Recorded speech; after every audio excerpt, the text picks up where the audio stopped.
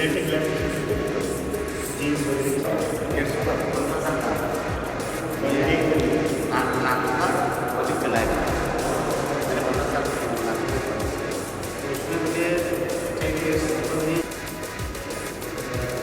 कहाँ से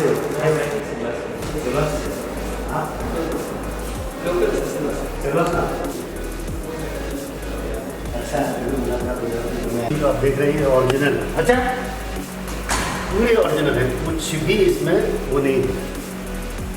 अच्छा हमारा दिमाग इस प्रकार का है, ये सब ये ऐसा पूरा बंधा हुआ रहता है, ऐसे दो भाग रहते हैं, एक भाग ये है एक भाग एक है, इसको बीच में से काटते हैं, काट के देखते भाई क्या ही जाएगा ना।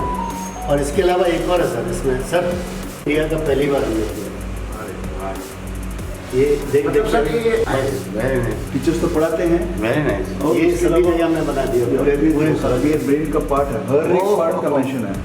बच्चे टेक्स्ट बुक से ही जाकर वापस पढ़ेंगे, जो आप यहाँ लिखा है वही आप देखेगा। एक्चुअल ब्रेन की काफी रहता है, ज़्यादा दिख रहा है, ये फुल ब्रेन है।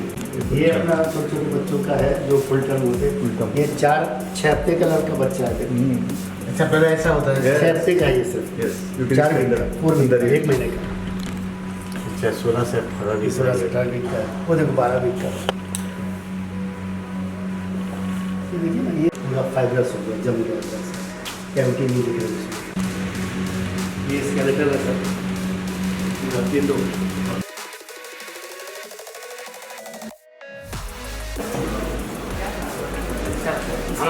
वाला कितना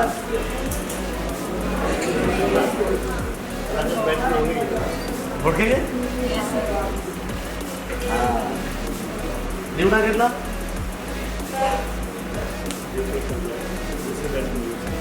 मीडिया भी तुम्हारे भी कुछ चिंता नहीं करवा, हम लोगों को भी काटना में शाम को कोई भी मदद जरूर पड़े ना, सांसद आपका ही है, और कोई प्रॉब्लम हो तो बात कर सकते हैं।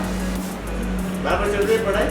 यस। फैकल्टी अच्छे है, पढ़ाई कर अच्छे इंसान बने, अच्छे डॉक्टर बने, अच्छे डॉक्टर के साथ अच्छे इंसान बनना बहुत जरूरी है। चलिए धन्यवाद।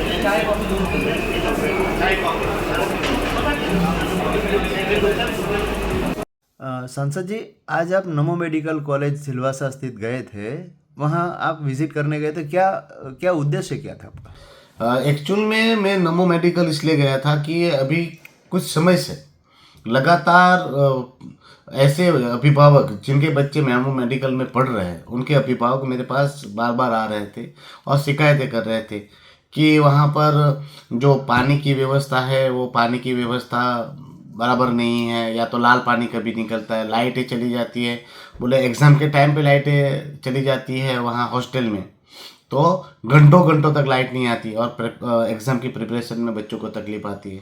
वहाँ की खाने की दिक्कत थी, फैकल्टी को लेकर बातें आती थी, और सबसे दुखद और गंभीर बाबत थी जो हमारी पीजी की सीट 26 जितनी सीट जो दमनदीव के लिए बढ़ाई गई थी, जिसमें SC ST OBC तक की रिजर्व सीट भी ऑल इंडिया के लिए ओपन कर दी गई है।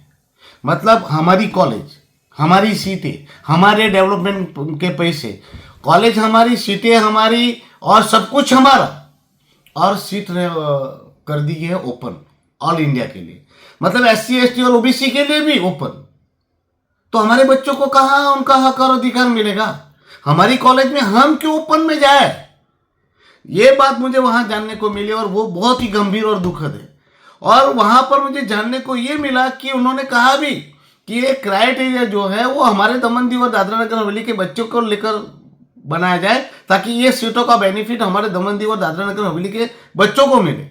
पर यहाँ के अधिकारियों ने ऐसा कहा कि नहीं, इसको ऑल इंडिया के लिए इस साल खोल दिया जाए। मतलब पर्टिकुलर लोगों को ये सीट बेचने का कारस्तान किया जा रहा है या षड्यंत्र किया जा रहा है, ऐसा मुझे लग रहा है।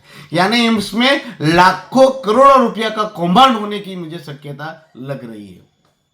तो मैं आज वो भी जाना कि ये अगर हमारी सीटों को अगर बेच दोगे तो हम अगर जानकारी नहीं रखेंगे तो कौन रखेगा। तो आज मैं मंत्रालय में भी लेटर लिख रहा हूँ और अधिकारियों को भी कह रहा हूँ कि ऐसी गुस्ताखी मत कीजिए कि ये दमन दीव के हक और अधिकार, दमन दीव और दादरा नगर हवेली के लोगों के हक और अधिकार की सीटें हैं, उसको बेचे ना, और हमारे दमन दीव के लोगों को ही इसका फायदा मिलना चाहिए। साथ में मैंने वहाँ पर देखा तो पानी की समस्या है। अभी तक मुझे ऐसा नहीं लगा कि वहाँ पानी की समस्या है। वहीं मधुबन डैम है, थोड़ी प्रॉब्लम होगी, उस पर मैंने डिस्कस किया है कि कैसे उसको निपटारा किया जाए, और उन्होंने मुझे आश्वस्त किया कि ये समस्या नहीं रहेगी। साथ में लाइट के लिए मैंने बोला अगर वहाँ पर हॉस्टल में लाइट ज़्यादा जा रही है, मुझे आपको पता ही है टोरेंट आने के बाद ये समस्या आई है। तो उनको मैंने कहा कि डीजी लगा दिया जाए, और उन्होंने बोला कि डीजी है तो वो प्रॉब्लम नहीं है, पर कभी कभी डीजी में भी प्रॉब्लम आ जाती है, तो अब ये प्रॉब्लम होती है। तो मैंने उनको ये बोला है कि वहाँ सौर ऊर्जा का भी व्यवस्था रखा जाए ताकि बच्चों को ये लाइट की प्रॉब्लम ना हो। साथ में ये प्रॉब्लम एक और थी जिसमें हमें संज्ञान लेने की आवश्यकता थी। एक है कि फर्स्ट ईयर और सेकंड ईयर में जो फैकल्टीज है वो कहा जा रहा है कि एमबीबीएस नहीं है। यानी वो अगर एमबीबीएस नहीं है तो एमबीबीएस बच्चों के कैसे पढ़ाएंगे। पर वहाँ पर वो भी मुझे जानने को मिला कि ऐसे ये जो फैकल्टीज है इस सब्जेक्ट के, पर्टिकुलर सब्जेक्ट के, वो बोले कि सब्जेक्ट के प्रोफेसर्स या उनके फैकल्टीज नहीं मिल पा रहे हैं, तो उसकी वजह से उन्होंने ये काम चलाओ सुविधा भी खड़ी की होगी। पर मैं उनसे भी मैंने रिक्वेस्ट की है कि आप चाहे तो सैलरी ज़्यादा दीजिए, पर फैकल्टीज प्रॉपर चाहिए। ये मेडिकल फील्ड है, डॉक्टर बना रहे हैं तो डॉक्टर बनाना है हमें, तो ये ऐसी लापरवाही नहीं बरतनी चाहिए। तो उन्होंने विश्वास दिलाया कि वो हो जाएगा। और मैं दमन दीव के प्रशासन से भी और दमन दीव के जो भी इस मेडिकल फील्ड को चला रहे हैं उनसे विनती करता हूँ कि ये रेगुलर भर्ती की जाए। बोले कि वहाँ पर दिक्कत आती है कि 2 साल में जितने भी फैकल्टी आते हैं वो बदल जाते हैं, चले जाते हैं। फिर मैंने उनकी सैलरी के लिए भी बोला कि भाई रेगुलर सैलरी दीजिए। इंटर्नशिप में भी सैलरी टाइम पर नहीं मिल रही थी, तो वो भी बात कही। कैंपस भी देखा, कैंपस में खेलने की कूदने की तो व्यवस्था बिल्कुल मुझे अच्छी दिखी नहीं। पर मैंने उनसे पूछा तो उन्होंने कहा कि यहीं ग्राउंड है, यहाँ है तो हो जाता है। बच्चों से भी बात की तो सेटिस्फेक्शन जवाब मिला। मेस में भी गया जहाँ इनका कैंटीन है, खाना भी मैंने जांचा, बनाने का तरीका भी देखा और सब कुछ मैंने वहाँ पर देखा। मुझे तो ऐसा सेटिस्फेक्शन लगा। पर ये जो चीज़ें हैं, जो 26 हमारी पीजी की सीट है जो बेचा जा रहा है निर्दयतापूर्वक, वो बहुत अफसोसजनक है। पीजी की सीटें नहीं बेचनी चाहिए। और साथ में जो फैकल्टीज़ है फर्स्ट ईयर और सेकंड ईयर में जो एमबीबीएस नहीं है, वो फैकल्टीज़ को बदला जाना चाहिए और प्रॉपर फैकल्टीज़ वहाँ पर रखे जाने चाहिए। बाकी बहुत सारी चर्चाएं, बहुत सारी चीज़ें भी देखी। ओवरऑल अब देखा जाए तो वहाँ पर नमो मेडिकल एक बहुत अच्छा कॉलेज है, बहुत अच्छा कैंपस है, बहुत सारी फैसिलिटीज़ है। बस इतना है कि उसको प्रॉपर वे में चलाना है और प्रॉपर सुविधाएं उनको देनी है, जिसमें फर्स्ट ऑफ ऑल तो ये करना है कि ये जो पीजी की 26 सीटें हैं वो दमन दीव के बच्चों के लिए बचानी है। तो वही उद्देश्य से मैं गया था और मैं वहाँ पर लोगों से मिल के आया हूँ। और जो भी त्रुटियां पाई है और जो भी हमें करना है उसके लिए मैं अभी कार्यवाही करूंगा। मंत्रालय में भी लेटर लिखूंगा, गृह मंत्री जी से भी बात करूंगा, नड्डा जी से भी बात करूंगा, ताकि ये हमारी मेडिकल कॉलेज जो है वो सेफ रहे और सलामत रहे।